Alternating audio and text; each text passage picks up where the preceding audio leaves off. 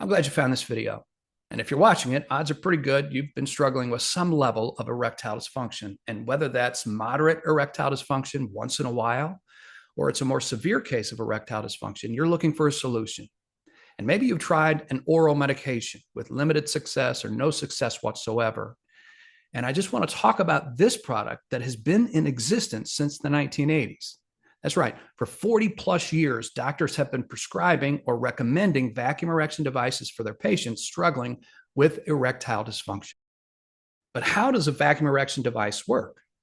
Well, a vacuum erection device is a medical device designed to help you achieve and maintain an erection by using gentle, controlled negative pressure. In simple terms, it draws blood into the penis, creating a firm erection, and does so without oral medications, does so naturally. No medication, no surgery, no injections, just the device. Now you can see here the image of an Erecade system. That's one of the systems that we have here at Tim Medical. It includes the pump and the cylinder. You put those two together, and now you've got a vacuum erection device. Now, with all of our systems, they also include the inserts that are helpful, the tension rings that help hold the erection, and as well as a loading device that helps you get the tension ring onto the cylinder before you transfer that on to the base of the penis. Who should avoid using a vacuum erection device? Anybody who's diagnosed with bleeding disorders. There's an increased risk in bruising or internal bleeding because of that negative pressure that the vacuum is applying to the penis.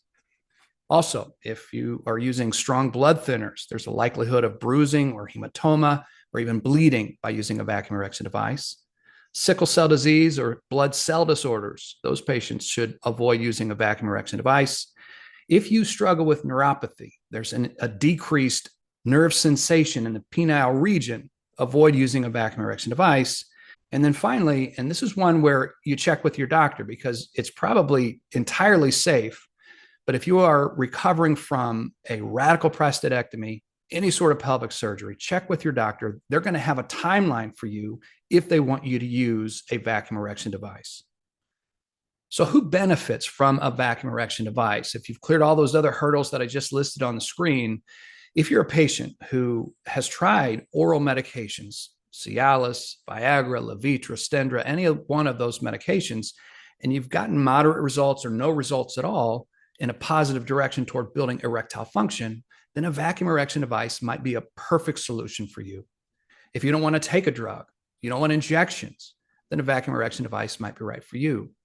If you're recovering from prostate surgery, you're a prostate cancer survivor, then make sure you check with your doctor because they're not going to want you to get started too soon after surgery. But this is good information for you to have as you begin that journey. I know that this was a very brief video. It was designed that way to just introduce you to a vacuum erection device. I would encourage you to check out our website at timmedical.com or write to us at education@timmedical.com. If you have any questions, you can look at all of the videos we have on our YouTube channel to see all the different systems we have, the troubleshooting, suggestions, and tips. We want you to be successful. And the one thing I'll say to you, and I don't badmouth our competitors in any way, shape, or form, there are some really great products out there in the vacuum erection device space. But make sure, if you'll just do this, number one, get clearance from your doctor before you even engage with a vacuum erection device. And make sure that the systems that you're looking at, check their website, make sure that they've received FDA clearance for their systems, because you can go on any number of places and find systems that are inferior, that don't meet those safety standards. So I strongly encourage you to do that.